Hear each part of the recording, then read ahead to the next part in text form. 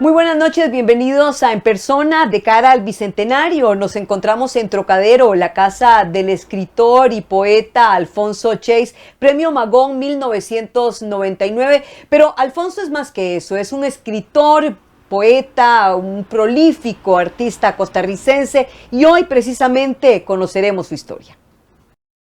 Alfonso Chase se define a sí mismo como un niño de ventana. Dice que creció viendo desde la ventana hacia afuera y así recoge sus primeras memorias que luego plasma en el papel, porque comenzó a escribir desde los 8 años de edad. El Premio Magón nació en Cartago en 1944 y se crió en Atillo. Descubrió que era adoptado porque una niña se lo gritó en la calle, pero para él su familia son los Chase Brenes. Hablar con Chase es hacer un recorrido mágico a través de la Costa Rica de los 40 para aterrizar en esta nuestra, la próxima a cumplir 200 años de vida independiente. Soy socialista, socialdemócrata, maricón, católico, devoto de la Virgen de los Ángeles. Pero eso es una mezcla muy diversa. Así somos los costarricenses. Habla sin filtros sobre todo, su orientación sexual, su ideología, sus ideas, su arte y su obra de toda una vida. 32 libros son el testimonio de una trayectoria que lo acredita como uno de los grandes intelectuales de nuestro tiempo. Alfonso Chase es nuestro invitado esta noche y en persona de cara al Bicentenario. Bueno, y damos la bienvenida de nuevo porque estamos aquí en persona y en compañía de Alfonso Chase. Alfonso, muchas gracias por recibirnos en esta tu casa. Muchas gracias, de verdad. ¿Cómo te definís, Alfonso Chase, después de estos años de una carrera maravillosa, prolífica, tantas obras que nos has dado, tantos premios que ya ni siquiera recordamos? ¿Cómo se define a sí mismo, Alfonso Chase? Bueno, yo me defino un poco complejo. Soy alfa y omega de mí mismo, principio y final.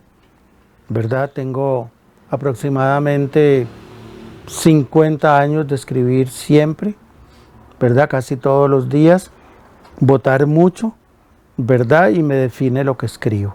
La poesía, el cuento, la novela, el ensayo que me gusta mucho, pero no soy muy asiduo, y sobre todo el artículo periodístico. Hasta 1916 escribí frecuentemente un artículo por semana.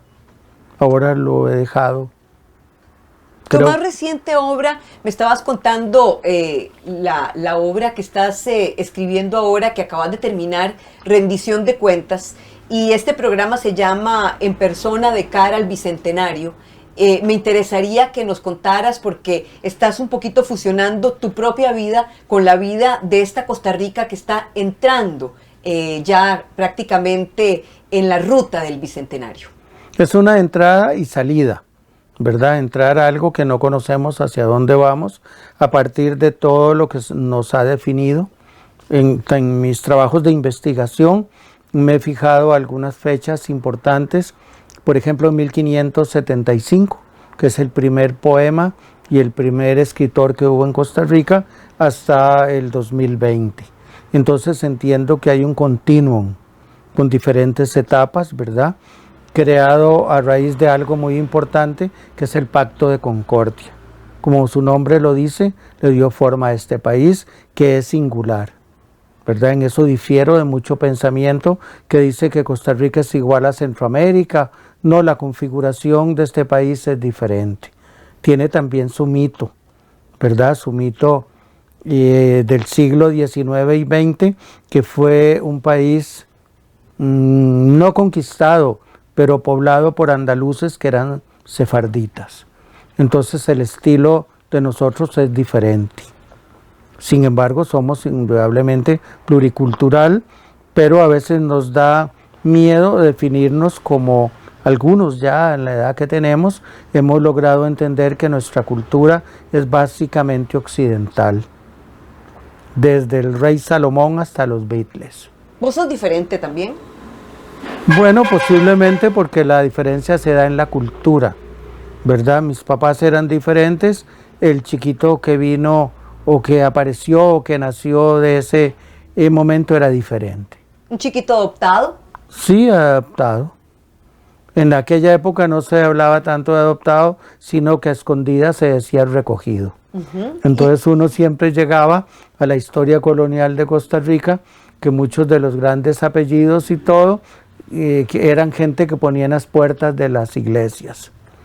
Precisamente mi novela, que no he terminado, es sobre Esteban Corti, un hombre muy extraño, europeo, un nigromante, y digamos los iglesias que habían nacido de que aparecían en la puerta de los iglesias y que eran criados por curas.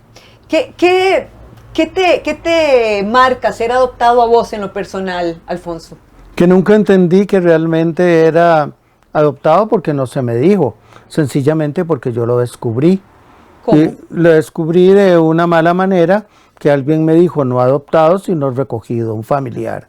Entonces yo entendí que era muy interesante ser recogido y que era peor de interesante ser adoptado. Pero también por un subterfugio que teníamos los niños de ese entonces, yo era enviado a veranear, como se decía en Cartago, dormí en una banca muy rica que supongo que habían sentado cientos de familiares y oía las conversaciones de los grandes, en murmullos y no tan murmullos. Entonces me enteré cómo era yo, cómo éramos mis papás, cómo eran mis tíos y tías y por qué había venido al mundo. ¿Conociste a tus padres biológicos?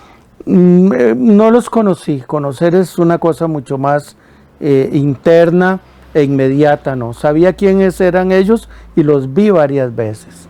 Y ellos muchas veces, cosa que agradecí siempre, se atrevieron a decir que eran mis papás. ¿Cómo empieza a escribir Alfonso Chase?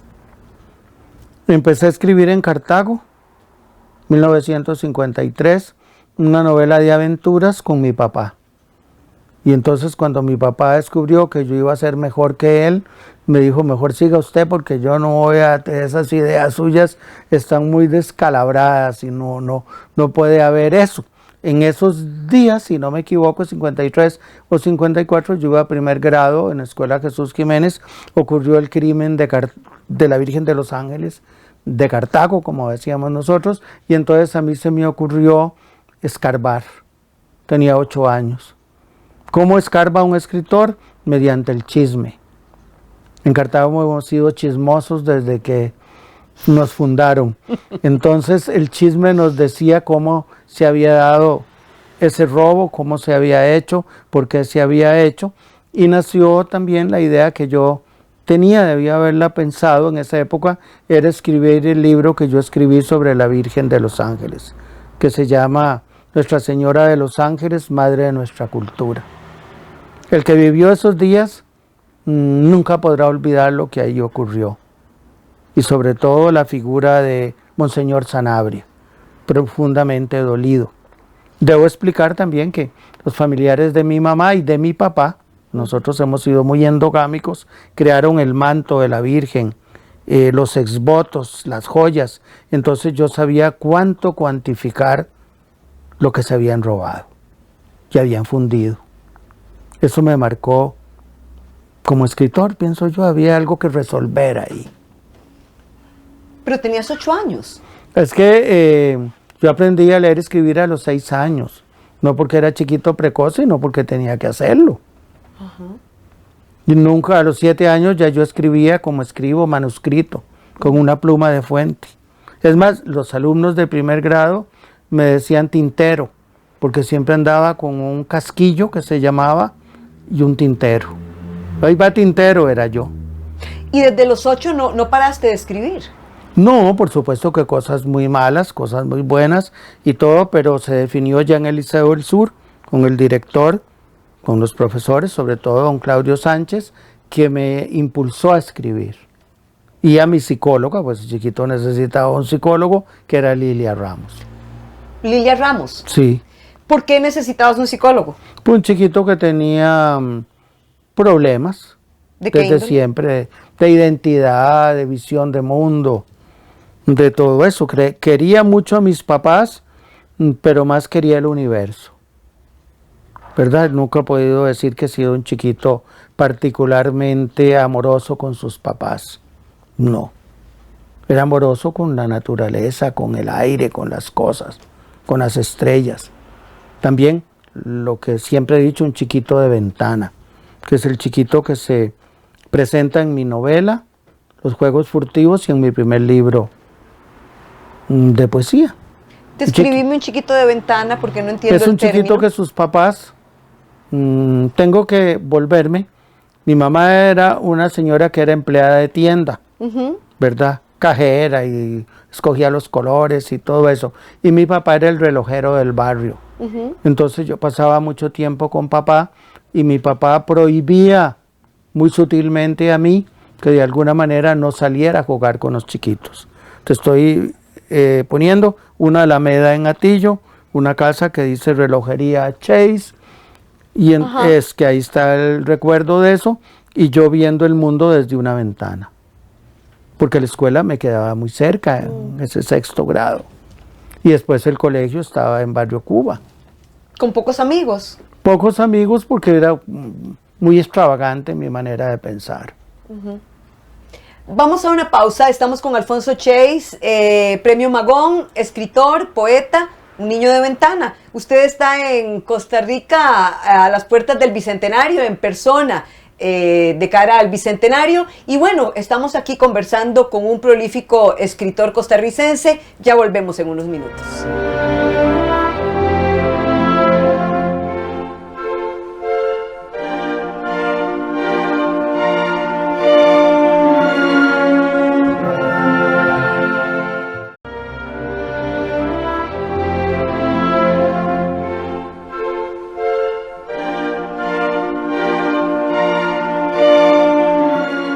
Usted está en persona de cara al Bicentenario. Estamos en Trocadero, la casa del escritor Alfonso Chase, Premio Magón, y estamos conversando con él acerca de su vida, su obra, qué es lo que está haciendo, qué es lo que piensa hacer, cómo se imagina la Costa Rica del Bicentenario. Alfonso, ¿cómo te imaginas la Costa Rica del Bicentenario? Bueno, a raíz de las cosas que yo me he propuesto hacer para el Bicentenario, que son cosas personales, pero de alguna manera han tenido su apoyo, digamos, en el Consejo Directivo de la editorial de la UNED, me ha llamado mucho la atención la pintura que se está haciendo. Los nuevos creadores, esos que dije desde Domingo Jiménez el Coplero, 1575, hasta Paul Benavides y Paola, que es una gran escritora también. Los he visto un recorrido completo en un atlas de la poesía. Ese atlas implica dónde nacieron, dónde son, por qué están la mayoría de la gran área metropolitana, como somos casi todos los artistas de los años 50 para acá. Y luego también he visto las opiniones de muchos jóvenes que no serán candidatos a alcaldes ni nada, pero son regidores y síndicos que tienen una visión muy interesante del país hacia el futuro. No me importa si la gente vota o no. Lo que me importa es de qué manera ejerce su derecho al voto. El que fue a votar ayer, por ejemplo, fue a votar porque tenía que votar. Todavía está por verse cuántos jóvenes fueron, pero eso lo encuentro en la pintura, en la poesía, en la escultura, en el ensayo. Me he encontrado insólitos escritores, ensayistas, como Camilo Retana, como Denis. Creo que están descubriendo una nueva Costa Rica. La Costa Rica que descubriste vos, la Costa Rica que tu generación descubrió, que tu generación de artistas descubrió, ¿cuánto ha cambiado con referencia a la generación de artistas de hoy? Mucho ha cambiado, hay diferentes etapas que no las hemos podido ver ni entender, digamos, la etapa de los años 20, los años 40 con Yolanda Oriamuno, Fabián, Eunice, Joaquín Gutiérrez. Yo soy hijo de la Segunda República, de la Revolución Libertadora de la Segunda República, que dio fin a la Primera República, sin dar por eso fin a las reformas sociales. Mi papá lo especificó muy claramente. Lo que el doctor te prometió, don Pepe te lo cumplió. Entonces yo me he sentido muy orgulloso, no me he sentido avergonzado, no solo de ser de la Segunda República, sino de ser liberacionista. Hasta que Liberación me pareció que era congruente que estar ahí.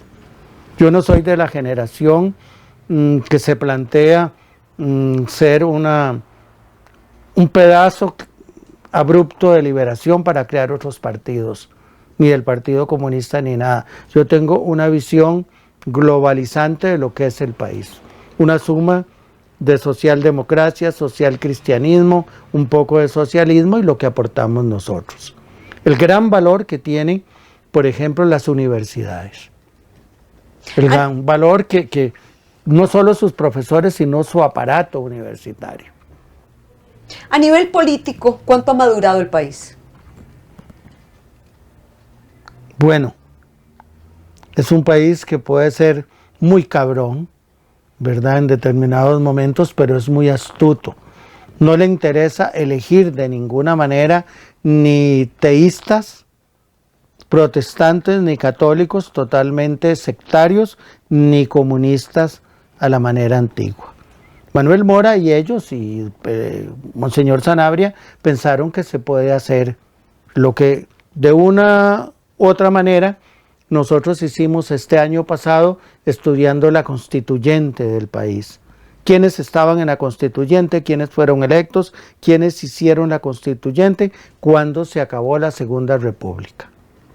La Segunda República se acabó en el momento en que aprobaron la idea de crear una constitución sujeta a 1871 y no a la constitución que mandó don Pepe, pero es la manera de ser del costarricense.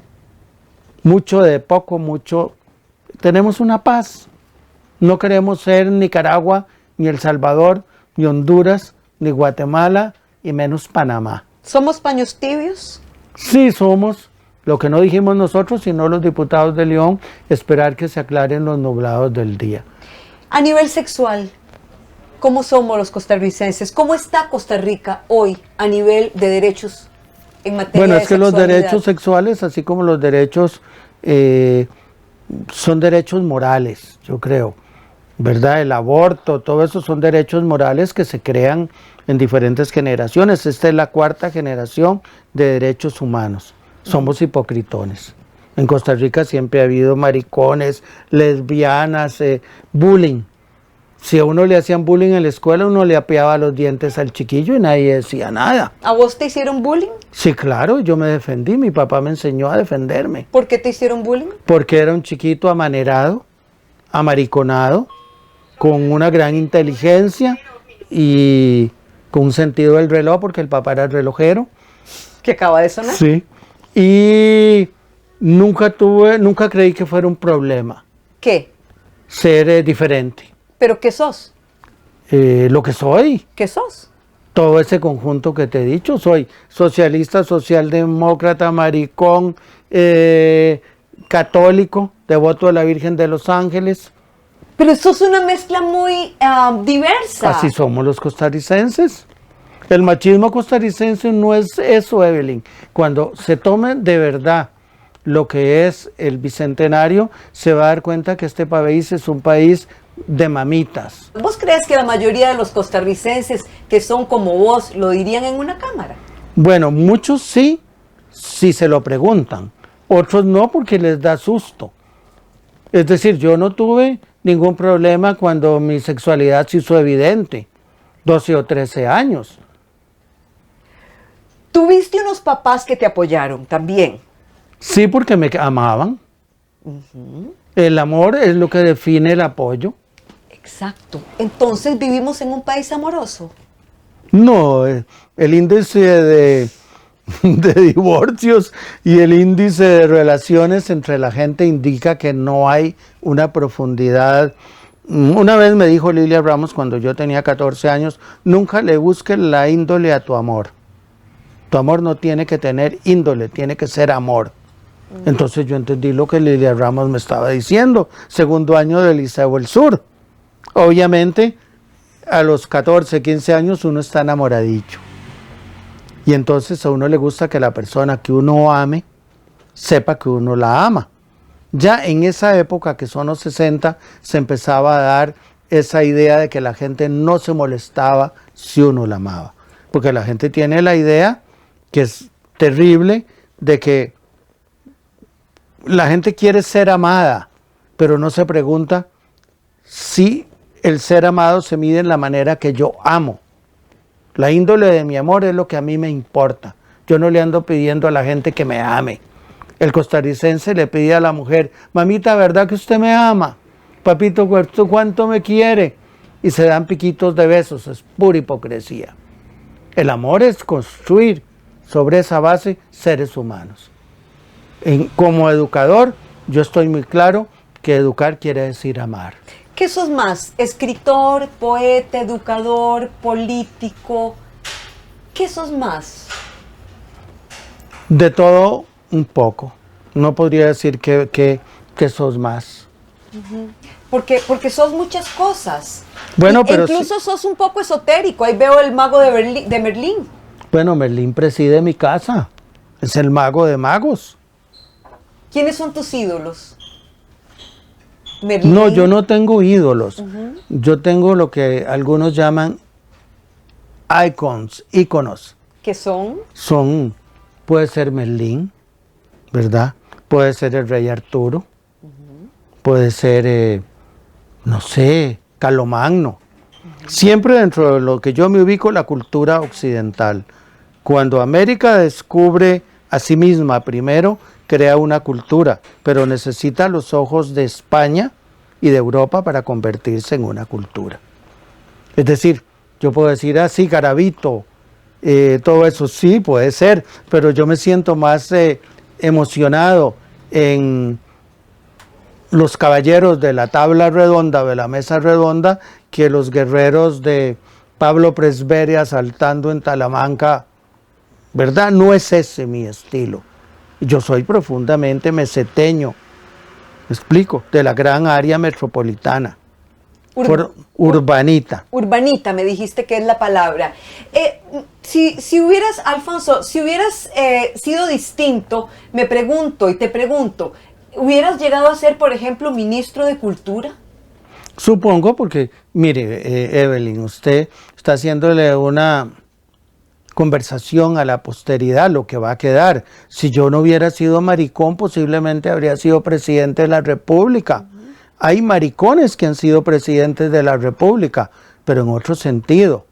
Pero a mí no van a permitir, no es lo mismo ser lesbiana, que usted puede ser una lesbiana divina y ser ministra de Cultura y ser ministra de Educación, pero ser un maricón militante no te lo permiten. ¿Por qué? Porque les da miedo. ¿No ves que es un país lleno de lo que dijimos mamitismo? El mamitismo es la sombra de la mujer sobre el hombre, que eso es terrible. No está para hablarse, algún día puede que se hable en el Bicentenario, pero eso define la literatura, el arte, la cultura, la ciencia y la política. Vamos a una pausa, estoy conversando con Alfonso Chase de temas muy interesantes y volvemos con más.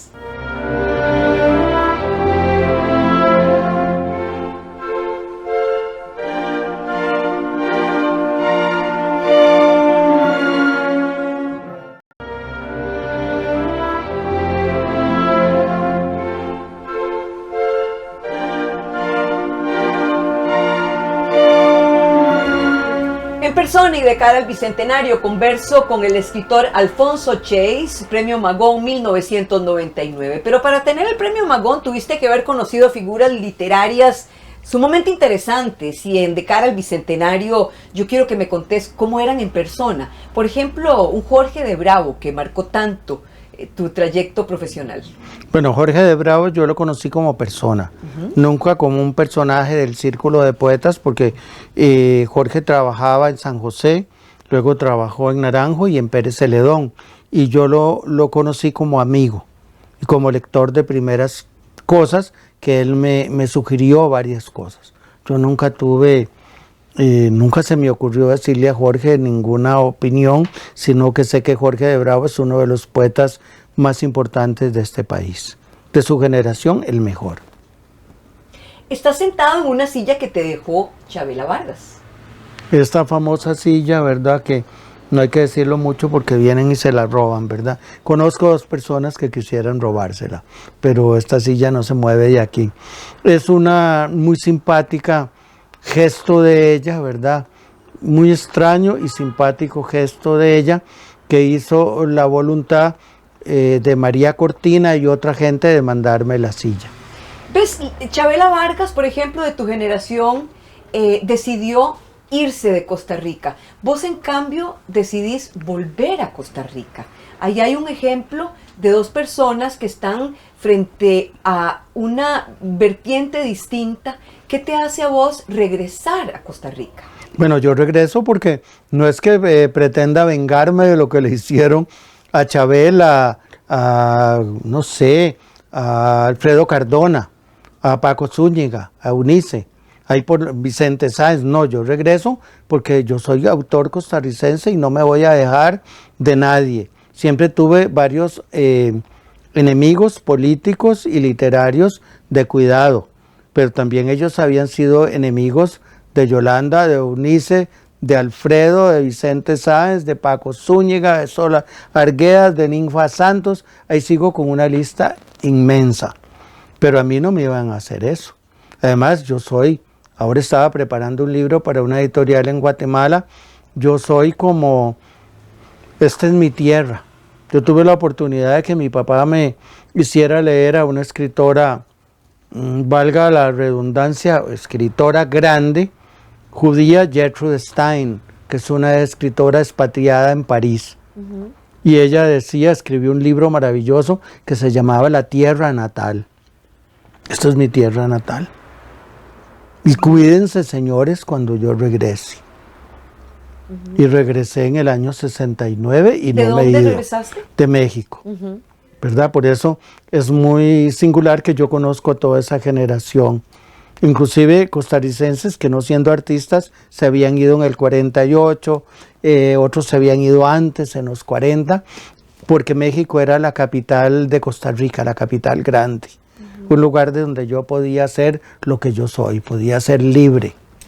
Podía leer, ir a las librerías, etc. Costa Rica lo que hacían las librerías eran vender novenas y triduos, y el mundo llegaba hasta la estatua de León Cortés en el Paseo Colón.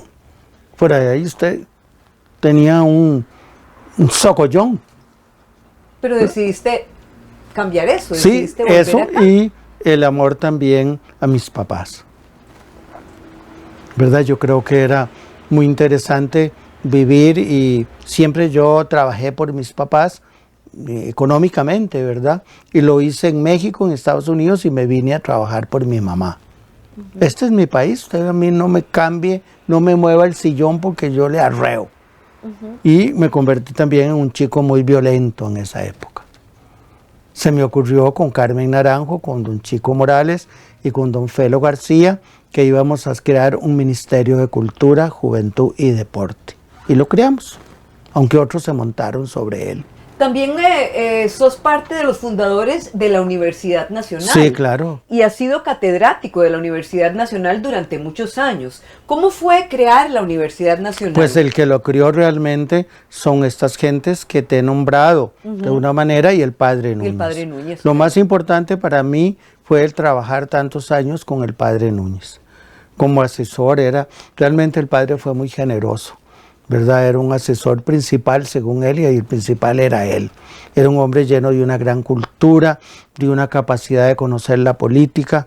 Era un hombre que cuando yo me iba a pasar a trabajar con don Daniel Oduber, trabajaba con don Pepe en la oficina de prensa, don Pepe me dijo, no se vaya con Daniel. ¿Por qué? ¿Cómo era Yo Daniel tengo Oduber? algo para el padre Núñez. Y entonces en muchos casos actué como un puente entre el padre Núñez y Daniel, porque el padre Núñez, Daniel lo apoyó, lo ayudó, y Daniel fue muy respetuoso y muy buen amigo del padre Núñez. Definime la personalidad de Daniel Oduber, porque me da curiosidad que vos, un escritor, un literato, me defina una personalidad de un político como Odubel? Para mí él, junto con Rodrigo Facio, son las dos figuras más importantes de la política costarricense. Uno ejerció el poder, ¿verdad?, que es el Daniel, y otro no lo dejaron, que es Rodrigo Facio. El padre Núñez para mí es una mezcla entre Platón y Maquiavelo. Y sacó adelante la universidad y nos sacó adelante a nosotros como generación. Es decir, mi vida se terminó y empezó en la Universidad Nacional. De cara al bicentenario, de cara al futuro, ¿cómo ves la generación de nuevos líderes en referencia a la generación de líderes como los que estamos mencionando hoy?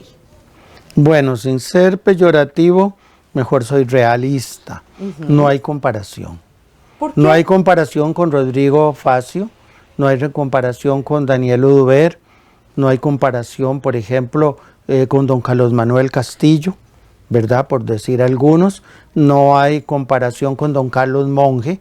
Dirán ellos, sí, muchas de esas personas son liberacionistas. Sí, Liberación Nacional, desde 1942 hasta que terminó, se preparó para manejar el país. Cuando don Pepe regresa, dice, vamos a fundar la Segunda República. Funda la Segunda República. Le da la oportunidad a todos estos, a pesar de que esa misma oligarquía mató la Segunda República en el 49. Pero la historia del país es irreversible. Mario Chandy, ¿quién se acuerda de don Mario Chandy? Nadie. A veces nos acordamos de don José Joaquín Trejos. ¿Qué liberacionista sos?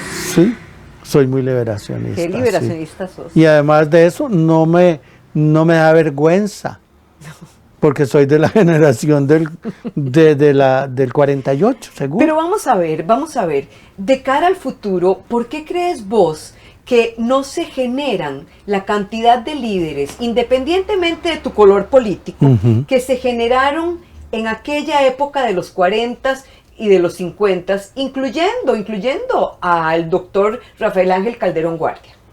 Bueno, porque algunos don Pepe los absorbió, los liquidó, porque don Pepe tenía una personalidad muy violenta y vibrante, ¿verdad?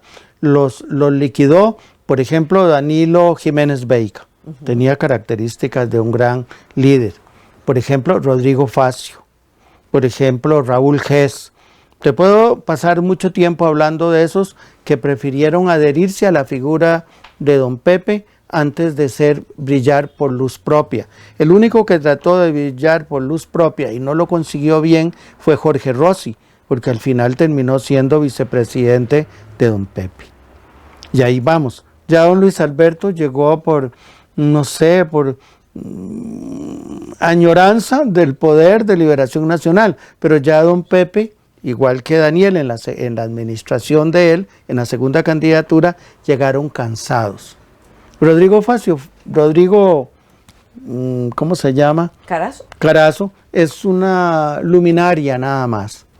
Llega, va arriba, toca y regresa. Bueno, el macho Carazo perdió el encanto cuando cometió errores. Pero hoy está el PAC gobernando. ¿Cómo? Hoy está el PAC. El PAC gobierna, si me lo permiten en esta entrevista, por casualidad. Porque todos votamos por el PAC para no votar por Fabri. Igual hicimos, don Johnny, váyase para su casa, usted no está a la altura de ser presidente de la República, vamos a votar por Luis Guillermo, que resultó peor. Y por supuesto que Alvarado es un señor muy buena persona, muy buena gente y todo, pero pues él está haciendo lo que puede. Pero no es el PAC el gobierna. El PAC tiene un ministro sentado ahí, ¿verdad? Que es don André Garnier Cruce, que es el ministro de la oligarquía empresarial costarricense. Ahora que hablas de la oligarquía, hay nuevos ricos. Sí, claro, Evelyn, hay un montón de nuevos ricos que van todos los días a pasearse por la avenida Escazú y a Starbucks Coffee. ¿Me explico? Van y toman café ahí y creen que son nuevos ricos. Lo mismo usted va a los clubes. Usted misma lo puede ver, por ejemplo, los deportivos. Usted sabe lo que es el deportivo israelita. Los otros deportivos son iguales. Fernando Carballo debería tener una exposición vibrante en los museos del Banco Central, pero la tiene en el Country Club. No hay, me explico. Todavía ese tipo de ricos, clase media alta, compran arte. Los otros no compran arte.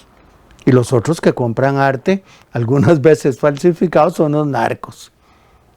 ¿Me explico? Tienen la casa llena de un montón de cuadros que el día que recogen todo eso es arte falsificado. Vamos a una pausa, estamos hablando con Alfonso Chase, escritor costarricense en De cara al Bicentenario.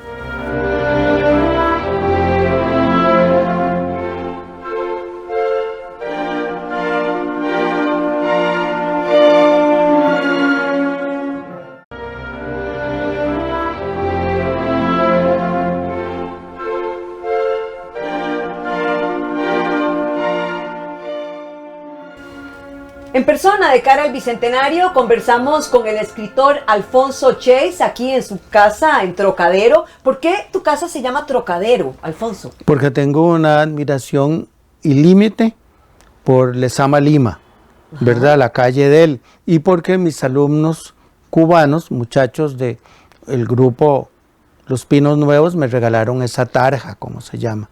Yo la saqué de Cuba, no se puede sacar nada, ¿verdad? Fuera, me imagino que marañones y confites, pero esa tarja es parte y fue puesta en la casa de José Lezama Lima. ¿Siempre has sido así de irreverente, Alfonso Chase? No necesariamente, pero la irreverencia es una forma de reverencia, ¿verdad? Es una manera de reverenciar al revés un montón de cosas que la gente cae. Reverenciar no es caer de hinojos y pedir, no, reverenciar es ser irreverente. Pero sos tremendamente sincero.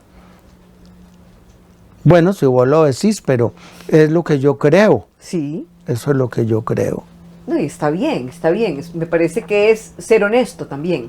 Una flor es una flor, es una flor. Eso ¿Sos dijo... apegado a las cosas materiales? Sí, sí. ¿Tenés intacta la casa de tus padres, por ejemplo? Sí, claro. ¿La mantenés? ¿Por qué? Porque hay espíritus que fluyen ahí, ¿verdad? Están los cuadros que tenía mi mamá, los libros, el famoso cuarto ese de ¿qué te puedo decir?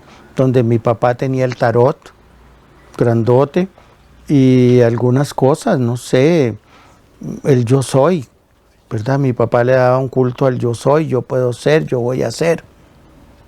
La gente generalmente habla de lo colectivo, pero del yo no, ¿verdad? Me acuerdo muy bien en el colegio que yo leía a una autora que se llamaba Ayn Rand.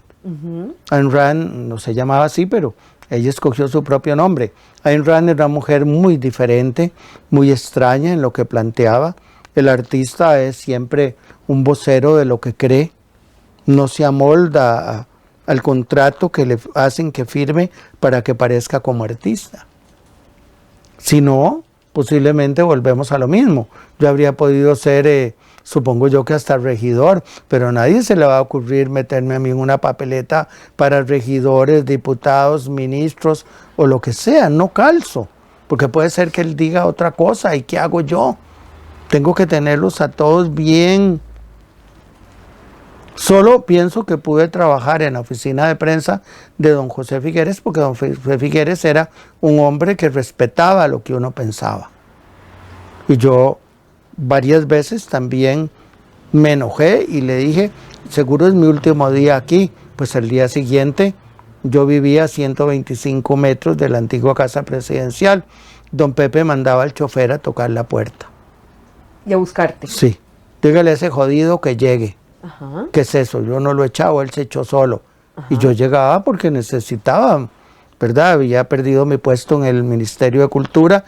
¿Qué persona como don Pepe Figueres, que era el presidente, le podía dar trabajo a un muchacho, más o menos, que ya no trabajaba en el Ministerio de Cultura? Prácticamente lo habían echado a patadas. ¿Cuántos libros has escrito? ¿Cuántas obras? Bueno, hoy dije que 27, pero ¿sí? Podrían ser...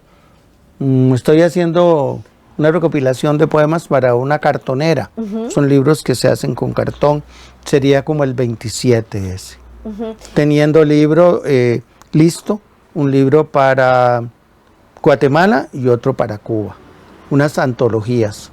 ¿Por qué te ha gustado escribir para niños? Seguro porque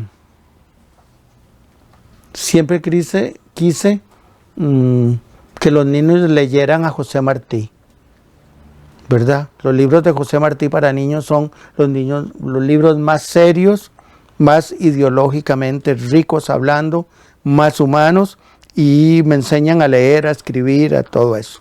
La Edad de Oro es un libro maravilloso que yo conservo, chiquititito. ¿Qué libro no nos debemos perder en la vida? ¿Qué libro es imperdible, Alfonso Chase? Bueno, ya estás hablando con una persona muy viejita ya. ¿Qué edad tenés? 76. Ok. Pero ¿qué libro podría es imperdible? de leer alguna vez Sí, en la vida. alguna vez en la vida. ¿Qué le dirías a una persona, usted no Los debe... Miserables, no me de Víctor tiembla Hugo. en pensar. Los Miserables es uno de los libros más hermosos, más bien escritos, más bien hechos, que todos deberíamos leer. ¿Qué libro no pudiste terminar porque te desagradó? Que me desagradó mucho. Las Palmeras Salvajes de Faulkner. ¿Cuál fue el mejor consejo que te han dado en tu vida? Posiblemente lo que te dije de Lilia Ramos y otros que he olvidado. Nunca le busques la índole a tu amor, ya sea el trabajo, ya sea el amor, ya sea hablar con la gente. Yo hablo mucho con la gente porque aprendo mucho, obviamente. Posiblemente ellos también, pero es más importante lo que yo puedo aprender de ellos. ¿Qué te ha marcado más en la vida? No aceptar que hay cielo, infierno, ni purgatorio, y que Dios no es un señor sentado en el cielo fumando pipa. ¿Crees que de cara al bicentenario, de cara al futuro, los jóvenes y todos en general leerán menos o leerán más? Leerán más. ¿Por qué? Porque para la llegada del bicentenario, y no me lo estás preguntando específicamente, hay que hacer ediciones populares, me explico, que puedan valer, ¿qué te puedo decir? 2.500 colones, pero en tirajes de 10.000, 100.000. Es un hábito, ¿verdad? La gente no lee porque no tiene hábito de lectura. Y sin embargo, Alfonso, el lenguaje en la gente más joven es menos vasto porque están acostumbrados ya sea a typear o no sé, a hablarse en una forma menos rica. Bueno, porque no sé si lo has notado. Es lo que no hemos hablado seriamente de todo eso, que es las élites. Nunca las élites han sido masas, ¿verdad? Ni siquiera en Cuba, que ha habido una masificación de la lectura. No, siempre hay élites. Digamos, de 100 personas, 10 leen. Yo como profesor de 50 personas, 12 personas me centro en dar la clase. Los otros 38 que estudian electrónica. Porque nunca van a entrar en el modelo de cultura que a mí me parece que es bueno. ¿Me explico? El lenguaje, la manera de ver el mundo, los principios morales, los principios... ¿Por qué decir uno, por ejemplo, si le están preguntando si a uno no le gusta vivir bien? Por supuesto que nos gusta vivir bien. Por supuesto. ¿Me explico? No hay pensiones de lujo. ¿Me explico? Ninguna pensión es de lujo. Depende del uso que le des a tu dinero. Podría ser que quien tenga una pensión de 14 millones de colones no le dé uso. Podría ser una persona que tiene una pensión de 2 millones, 1 millón y le da uso a eso. Para viajar, para conocer, para comer. Porque tiene uno que comer gallo pinto todo el día si puede comer otra cosa. Hay una cosa que no dicen, que es que en la variedad está el gusto. ¿Me explico? Tan rico es un vino europeo como una Pilsen. Pero el vino europeo es muy rico. ¿Me explico? Un trago de guaro no es más rico que un tequila, por decir lo que come la plebe. Hay que entender que hay plebe, que hay pueblo, que hay un montón de gente que no tiene acceso, ni va a entender, ni va a tener acceso nunca a eso. Pero yo quisiera que todos los niños usen zapatos. ¿Has visto que los ricos a veces andan descalzos? En Nueva York, en San José, en la avenida Escazú. Pues que no. Es decir, nosotros no estamos aquí para que los chiquitos de Costa Rica anden en los seguros descalzos. No. No. Por protección. Eso es lo que yo creo. Bueno, no debe haber miseria. No debe haber pobreza extrema. No puede haber que el 30% de la población de costarricenses padezca miseria, para hablar miseria. No debe ser que el 12% esté desempleado. No, ni puede ser que el 22% usufructe el Producto Nacional Bruto mayor que el otro 70%. Acuérdense aquello de 99-1. Nosotros yo no creo que un 1% tiene que disfrutar de todo el dinero. Para eso pagamos impuestos, para eso todo eso hacemos, para eso es. ¿Qué te enoja? ¿La injusticia?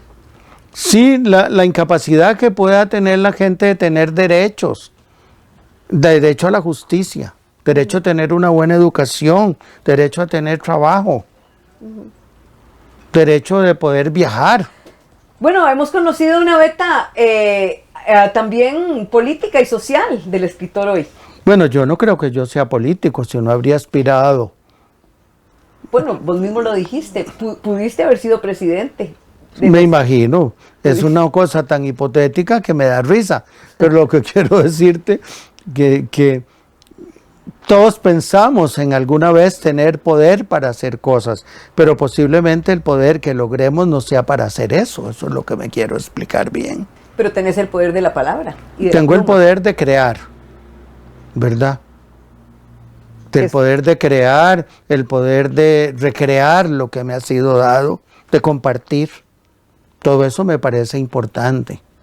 Muy importante. Muy importante. Gracias, Alfonso Chase, por recibirnos en tu casa. Muchas gracias. Gracias a mis padres por educarme como me educaron y a mis profesores y a, no sé cómo se dice, mentores, para haberme dado parte de lo que yo digo. Mucha otra gente ha sido educado en esto, pero tienen miedo.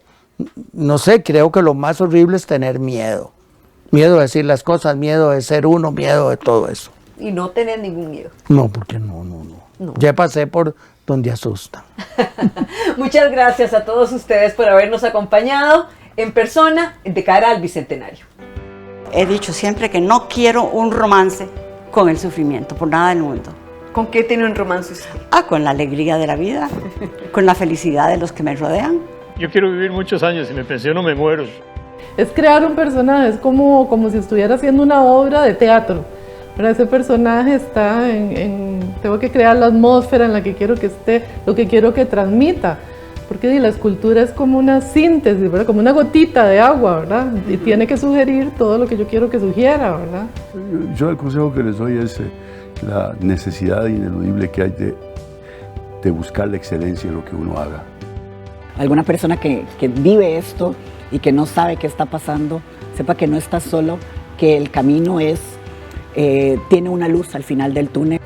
Está bien ser críticos y es saludable, pero está bien también mirar que el vaso no está ni medio lleno ni medio vacío, está por la mitad. Hay que leer historia porque lo que hoy tenemos se construye en el largo plazo. Lo bueno y lo malo que hoy tenemos no es fruto de la casualidad. Yo pienso que el Pacto de Ochomogo es como un enorme faro que quedó en este país. Si fuera un simple llamado a conocer un hecho histórico, hay muchos, no es eso lo esencial. Para mí fue salvar, sobre todo, la cantidad de gente que hubiera muerto en esa batalla final, lograr evitar esa matanza. A mí me parece muy importante que podamos replantear los conceptos de masculinidad a partir de, digamos, las expresiones del afecto, cuáles son los roles sociales y familiares que los hombres deberíamos tener.